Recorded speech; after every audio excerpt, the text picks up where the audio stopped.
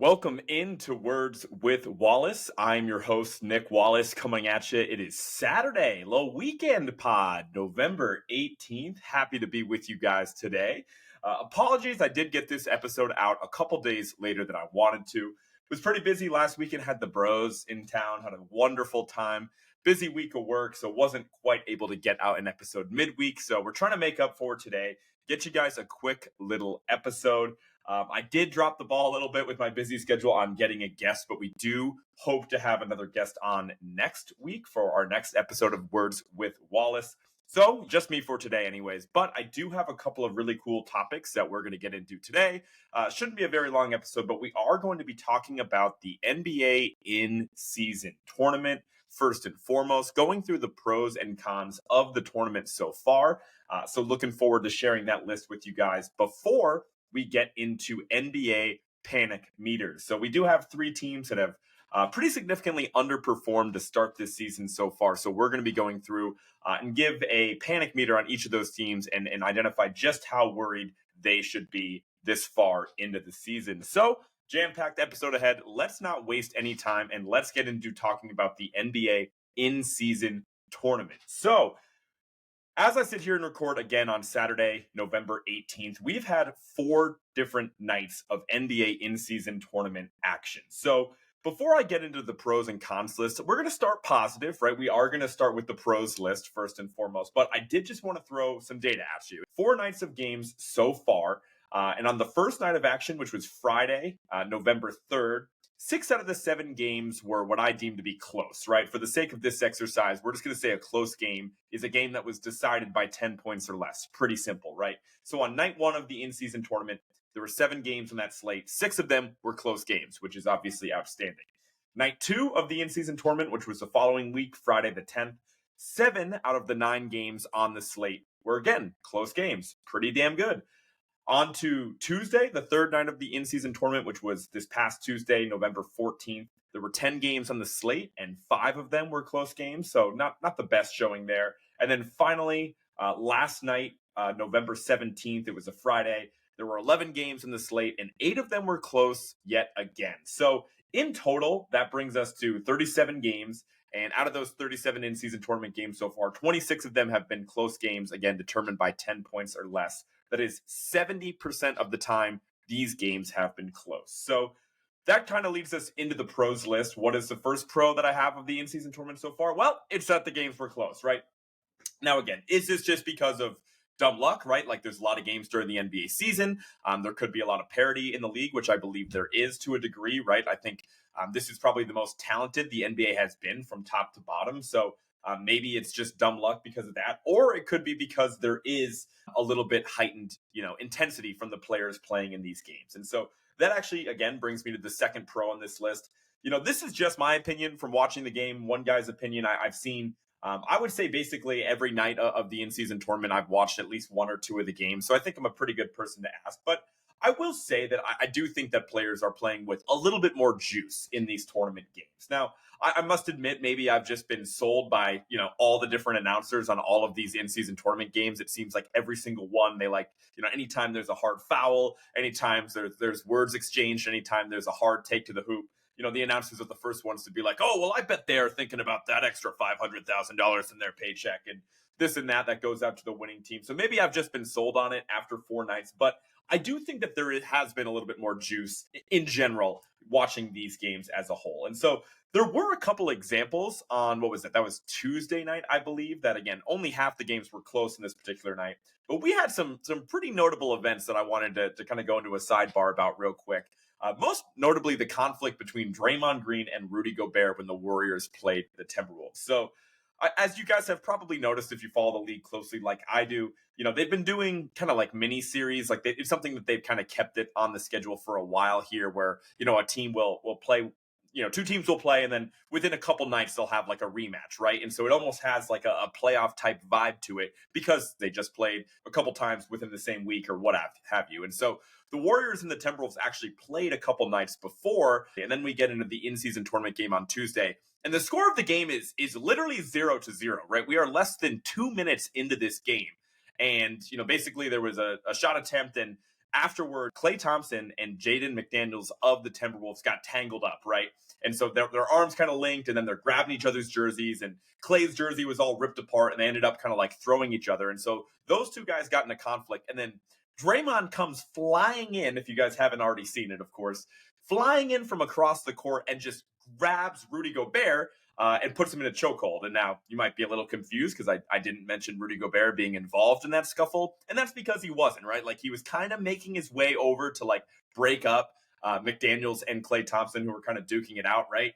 And maybe he laid a hand on Klay. Like, I don't even think he got that far. And like Draymond saw that as the opportunity. It's like, yep, I'm taking Gobert out back. Now, they've had like their little tiff and exchanged some tweets over the years. And, you know, two guys that are very competitive, you know, fantastic players defensively. I'm sure they don't like each other. It doesn't really seem like anybody likes Gobert for that matter. But it was just hilarious that Draymond was like, oh, there's a fight. Like, I'm taking out Gobert. Puts him in a chokehold and like holds him there for seemingly like 30 seconds as the rest of the Timberwolves roster just like watched it happen.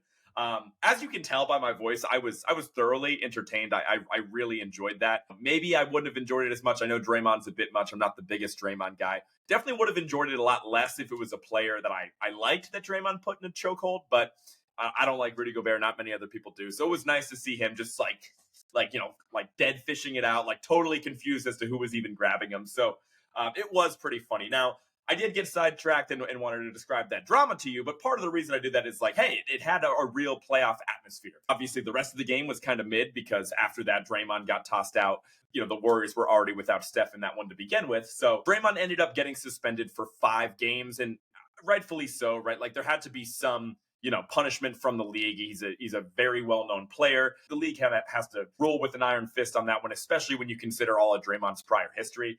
But if it was up to me, that incident should be on a commercial. Certainly so far, it is the signature moment of the NBA season tournament is Draymond Green putting Rudy Gobert in a chokehold. That is going to be pretty tough to beat. I'm not going to say that will be the signature moment at the end of this tournament in a couple of weeks, but so far, that's it hands down. I think the league should put that on commercials. I think they should advertise it to be like, hey, the juice is real, right? And then just show that picture. They're obviously not going to do that, but if it was up to me, I think that would be worth noting because it was fun to see, right? It was fun to see those guys get into it.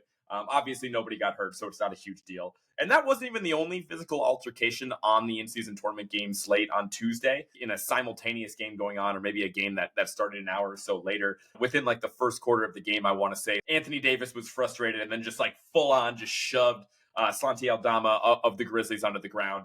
Not a relevant player. He's kind of a bum, so it's kind of funny to see him get chucked across the court as well. Nobody got hurt, right? So I think it's all in good fun, right? We need something to make these tournament games feel like they have a little bit more juice to them. So again, just to recap the pros so far, the games have been close. Seems to be a little bit more juice when I'm watching this action than some of the other regular season games that are taking place. And let's move on to our third pro here. I love Christopher Moltisanti as the spokesperson for these tournaments. Now, if you're asking who that is, he is the actor on all of the in-season tournament commercials. That is not his actual name. That is his character from The Sopranos. I know he has a real name. He has other important acting gigs to his name, but I'm just going to call him Christopher from The Sopranos because I love it. And Christopher is back in the limelight. He's in every commercial break advertising the in-season tournament. They're in Vegas. They're in like the casino or whatever. You know, it is a little cheesy. I'm not going to lie to you, but I just love that guy. So picking him as a spokesperson was not on my bingo card before the season, and I'm here for it. So that's another pro. That's the third pro here. Moving on to the fourth pro, the NBA Cup itself. You know, for those that don't know, the winning team, every single player on the winning team, and I believe the coaches as well, receive $500,000 as their prize for winning the award. But you can't have a tournament, you can't have a sporting competition without having a trophy, right? Like we have the Larry O'Brien trophy for the finals. The trophy for the NBA in-season tournament is the NBA Cup. And so you've probably seen the pictures. I'm not going to describe it to you here, but it is a pretty cool looking trophy for what it's worth. I think it's a good name. I think it makes sense. It's different from the Larry O'Brien trophy, and it still has some pizzazz to it. So I like the NBA Cup itself. That's going to be the fourth pro on my list. So again, this is kind of a fun exercise. I know I'm being, a little silly with it here, but I do think it was a pro to mention the NBA Cup, and that kind of just about does it for the pros, right? In totality, it does add a little bit something extra to these games, like a nice little spice, a little seasoning on your dish. I'm going to be watching the games anyway, as many of you are, so it's just one of those things to add a little bit extra flair to it, an extra record to pay attention to. So overall, I'm with it, but we're not going to let that slide entirely because this tournament is not without cons, and we have to get into the cons right now. First and foremost, these courts, right? The look of these courts is hideous. They look terrible. Now, I went through before this exercise just to make sure I wasn't missing this, right? And for those that don't know, they really went crazy with the primary colors of the court. Most of the time, an NBA court is going to be some shade of brown for the most part. These courts are extremely colorful. In a lot of cases, they're not even like the primary colors of the teams, which just adds like an extra element of confusion. Like they're either retro colors or like, secondary or tertiary colors of these teams. So it doesn't really make sense, but they're extremely bright. So I implore you to look up all the different courts so you understand what I'm talking about. A few of them aren't bad. The Raptors one I thought was cool. The Jazz, the Cavs, the Nets, they have decent ones. But like literally besides those four, like they are an eyesore. Like it looks like, a 12-year-old got into 2K and he's setting up his my player and he's setting up his my court and his my team and whatever. And the courts look terrible. Like they shouldn't even be legal to play on. Like they are disgusting. Now, I will say I like the idea behind the colorful courts, right? Like I like the idea of it being immediately distinguishable as this is an in-season tournament game. If you're just flipping through the channels like, oh, why is the court yellow, right? Like, at the very least, oh, this is one of those in-season tournament games. This represents something different than a normal regular season game that has a standard colored courts. Like I like that concept because you do want to differentiate this product from the regular season, without going too crazy. But they just didn't execute it properly, right? Like the courts are way too much. If it was up to me, I think, maybe they just have some rendering of the NBA Cup for all the teams, right? Maybe they work the actual trophy itself into the team's logo and kind of get creative with that. And then, to supplement that, you add like one stripe of a bright color down the middle of the court, maybe the team's primary color, so we all understand what's going on. I think that would be a great touch so you can still, again, immediately, flick through the games, whatever, and understand, oh, it's an in-season tournament night. Like we see that the courts are different and we can recognize that. So again, good concept, just really, really poor execution with the colors of these courts. My second con about the in-season tournament, the courts again, but this time their functionality, right? Not only are these courts a total eyesore to look at for the most part, they have had all sorts of issues with functionality of these courts.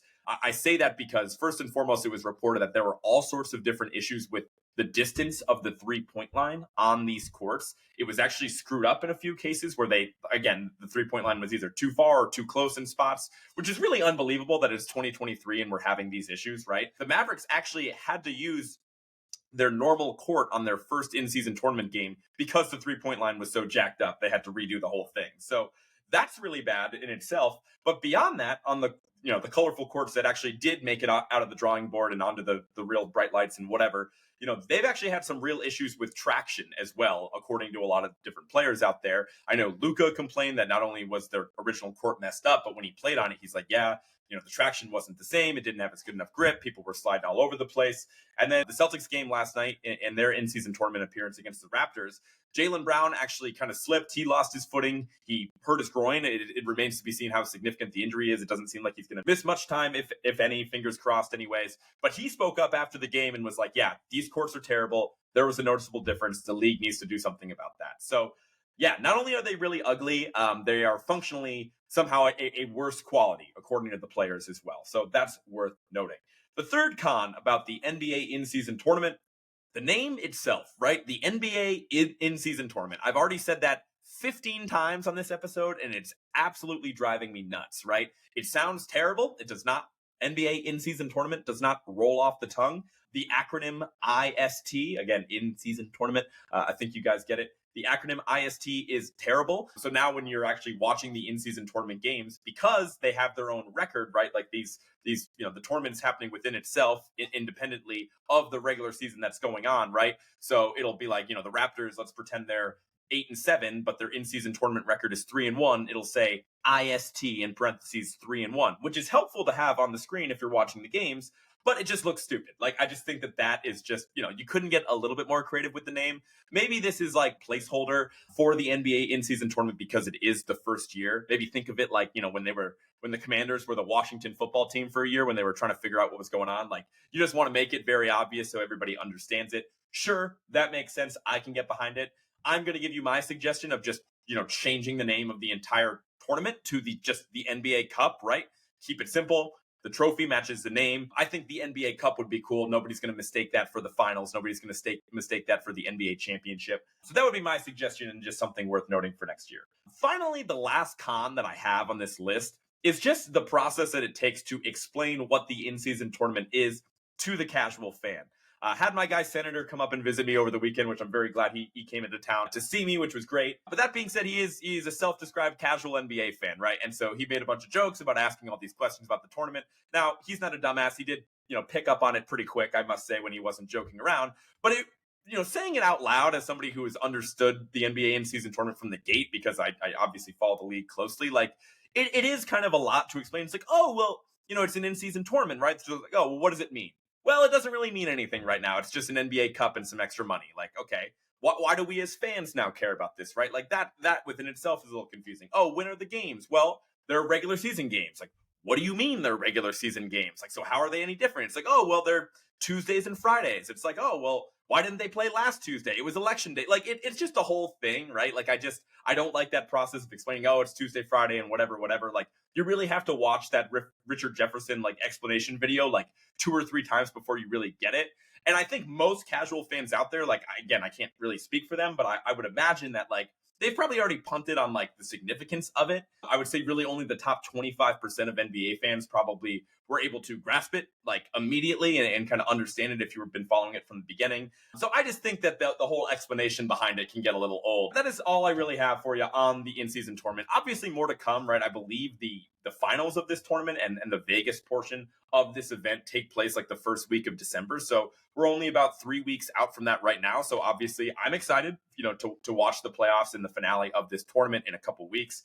Crazy to think that we're basically already halfway through it for what it's worth. But that being said, obviously after that, I'll give you my thoughts on this tournament as a whole. But wanted to give you some early observations. I just felt it was kind of weird that all this is going on and I hadn't mentioned it yet. And just to put a summary on it, I will run through my pros and cons list again.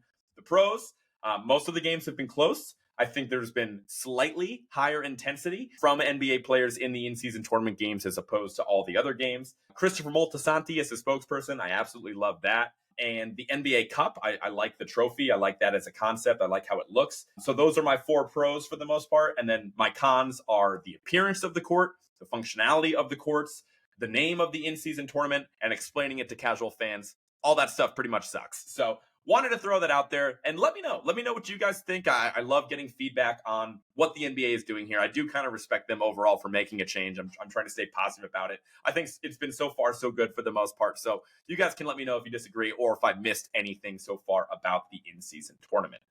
Let's move on to our final segment of this episode, and that is going to be our NBA Panic Meter.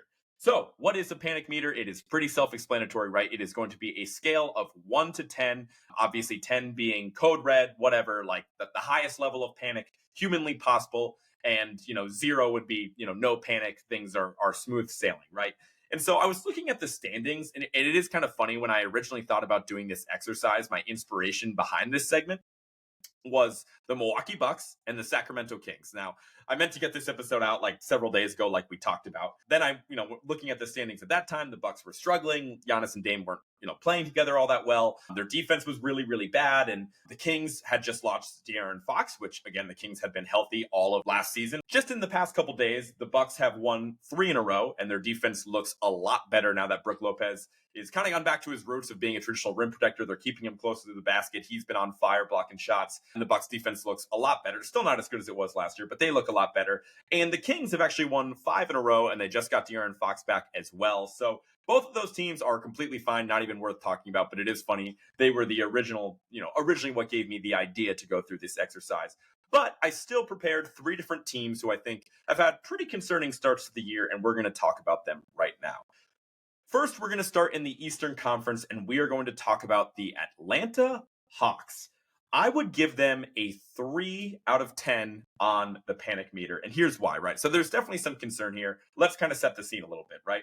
They're currently 6-6. They're sitting at 500. They're at the 10 seed in the Eastern Conference, and they would be in that last spot in the play-in tournament. I guess we need too many tournaments going on in the NBA right now, but regardless. And they've actually lost their last 2 games in a row. So this is a team that I was pretty high on to start the year. I think I had them slotted at like my 4 seed in the Eastern Conference, something like that. They're just a team that I feel like should be built for the regular season.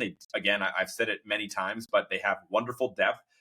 Jalen Johnson has been a really big bright spot for the team. He seems like he's made a leap this year. Obviously showed some flashes last year, but he's a much more consistent part of the rotation, getting starting minutes. Looked really good. They drafted Kobe Buffkin, who out of Michigan, who I didn't watch. I don't watch a lot of college basketball, so I didn't have a super strong opinion on Mr. Buffkin here. But I know a lot of people that are very smart were very high on Kobe Buffkin, right? And he just is literally out of the rotation for the Hawks altogether. And probably the headliner of the Hawks struggles, it all comes back to Trae Young, right? He's the best player on the team, and he's been shooting the ball terribly, right? He is, shooting slightly better in the past 5 or so games than he did to start the year. But even then, on the season, he's shooting 36% from the field and only 28% from 3. So that's not great. Between this depth, the talent on this team, having a well-regarded head coach, I felt like this would be the year that they put it together, and it hasn't happened yet. Now, again, I only have them as a 3 on the panic meter because this is a long season, and if you're making a pro Atlanta Hawks argument, you would say like, hey, look at those percentages from Trae. Like, we know he's not the most efficient player in the league by any means, but historically we have a large enough sample size that we know he's a better shooter and scorer than that. Like, he is going to start to make those jump shots at a higher level, and with that, the wins will come. So that is definitely possible. I think that is a more likely scenario. I don't think Atlanta's doomed by any means. The East is also just not nearly as deep as the West is, in my opinion. And so I could definitely see a couple teams of the East kind of falling down so Atlanta can move up the standings, if you will. Whereas if they were in the West, I would probably have them at like a 5 on the panic scale, but a lot of time left. Moving on to probably the most talked about team in the entire league. I can't believe I had to go 25 minutes before talking about the Los Angeles Clippers, but here we are. They got James Harden. We talked about that trade on our last episode. And in their first 5 games with James Harden, they went 0-5. They are really struggling. Now, they did break their losing streak, and they got a win last night over the Rockets. It was an in-season tournament game like we talked about, right? They played the Rockets at home. I really, in my head as I was watching it, I'm like, you know what? That's actually a pretty good win for the Clippers, right? Because Houston's been really good, especially defensively. Like, they've probably been the biggest surprise story of this entire season so far. And bringing in Ime Udoka definitely looks like it's paid off so far. But I still can't go as far as to say beating the Rockets at home is a good win. Like, I can't do that quite yet. We're going to need a little bit larger sample size of high play from the Rockets before I go that far. But that being said, at least they broke their streak, right? I would say that the Clippers sitting at 4-7 currently, right? They are the 11th seed in the Western Conference. And again, losing their first 5 games with James Harden. Where do I put them on the panic meter? I give them a 6, which is definitely high, right? Like, there's definitely reason for concern. There is panic amongst, the players in the team, probably not, but certainly amongst fans of the team, right? You should be at least a little bit panicked about the Clippers.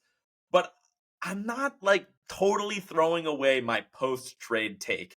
And again, my post-trade take is like, look, I'm not saying the trade was good.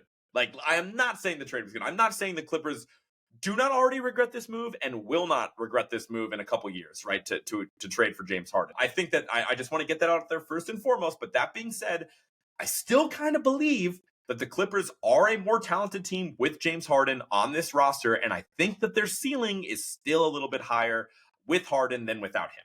And again, you guys can point and laugh because it's looked really bad. Now, I haven't watched all of their games in that losing streak, super closely. So you guys can correct me if I'm wrong. And I know that they have a lot of, low lights that like to float around the internet of, Russ and Harden playing like idiots. And especially when you have them on the court together, it can be really frustrating. But that being said, think back to last year, right? They made a controversial move to acquire Russell Westbrook. I believe they just signed him, right? Because he got cut from the Jazz. But either way, they went out and got him, and it looked horrible to start. And I was doing victory laps. I was like, I hated the decision to go and get Russ. I think this is such a bad move for the team. They started 0-5. We all kind of wrote them off. And then what happened? Now, they didn't have the most successful season ever after, but I would argue that they looked like a good team, right? They had a strong close to the regular season. They looked good their first couple playoff games. Obviously, all that went to crap when Kawhi Leonard got hurt, right? They weren't going to beat Phoenix without Kawhi Leonard. But that being said, they look like they had real promise. And I think that is where the Clippers can get back to this season. Again, still a lot of talent on this team, right? the big concern is you're sitting at 4-7 and you've been healthy, right? Like that is the problem, right? Like all the normal concerns that haunt you as a Clippers fan have not even kicked in yet, and the team is still struggling to get wins. So it's not good. That's why they're a 6 on the panic meter. But I'm just saying they do have a lot of time to turn this around. I have a lot of faith in Ty Lue. If there was a different head coach there, I would say good luck, right? Like he's made it, through difficult locker rooms before. He's coached plenty of superstars in the past.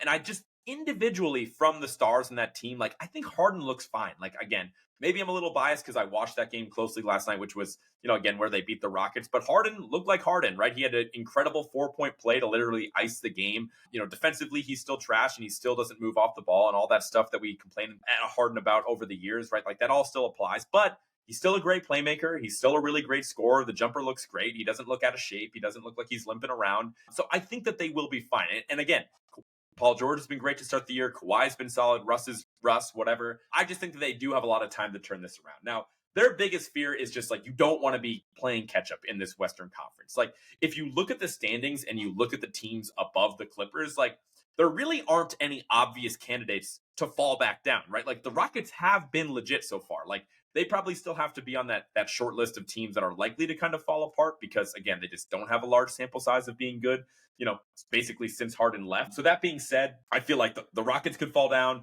New Orleans with all their injury question marks, they're a candidate to fall down. I do think that the West is more legit than not, so you don't want to be playing catch up. But I don't think that the Clippers are dead in the water. They're a 6 on the Panda scale. They deserve to be worried. But that being said, I think they have plenty of time to right the ship. And I would still expect them to be in that play-in tournament. I don't think that they'll be eliminated altogether at the end of the regular season.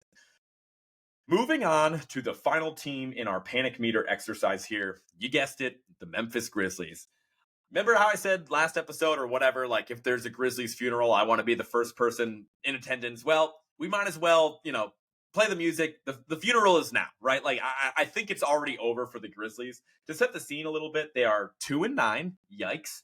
Currently dead last in the West, and they just got the news within the past couple days that Marcus Smart, I believe he sprained his ankle. I think that was the injury. Obviously super unfortunate. He's going to be out for 3 weeks. You hate to see that. We love Marcus Smart here on this podcast, but yeah, it's really, really not looking good for the Grizzlies. I would give them a 9 out of 10 on the panic meter. If you're asking me, hey, Nick, you just said the season's over. Why isn't that a 10 on the panic meter? I am reserving 10s for like crippling, superstar trade requests that like are really just unforgivable, or another Instagram live gun incident from Ja. I guess that would warrant another 10 too, right? At least Ja stayed out of the headlines during his suspension. But it is really, really bad. So again, I am the farthest thing from a Grizzlies fan, so I don't know what the expectations were for this season. This season, I do think is a wash. Like I don't think it is possible for them to climb up out of this hole in the Western Conference, especially with another 13 games left in Ja's suspension. Like obviously, I think with Ja, they are a better team. They will get better. But like, are they would have to be like a 60-win team, when Ja is healthy and back on this roster for them to like kind of make up this ground. And they are not even close to a 60-win team. I think, if Ja was healthy to start the year and not suspended and all that stuff, and they had a full cast of characters, I think that they would be right around a 45 win team would be like best case scenario for the Grizzlies. Again, that's just my opinion, and it's really easy to say now with how bad they've been. And especially with this Marcus Smart injury, there's no reason for things to turn around any earlier than when Ja returns. And Ja's solid player. He's a superstar. I'll admit that. But like, I don't think he's the type of guy to put the cape on and turn this thing around, especially with some of his off the court issues that he's been dealing with. So that being said, I think it's over for the Grizzlies. They certainly win this panic meter exercise, sitting at a 9 out of 10. So yeah, guys, I just kind of flew through that episode. That just about does it for me. Again, I know I said this last episode, but I am really hoping to get a guest on for next week's episode. I want to get some back and forth, do a deep dive on one of the more exciting teams in the league. I have a few people in mind that I will be reaching out to right after I wrap up this podcast. But before I let you go, be sure to follow @WordsWithWallace on everything. That includes Instagram, that includes Twitter, that includes YouTube, Facebook, Spotify, Apple Music, wherever you get your podcast. Be sure to subscribe. That way you are notified when I drop a new episode. Be sure to like the show, share the show, tell a friend, and I will talk to you guys next week. Peace.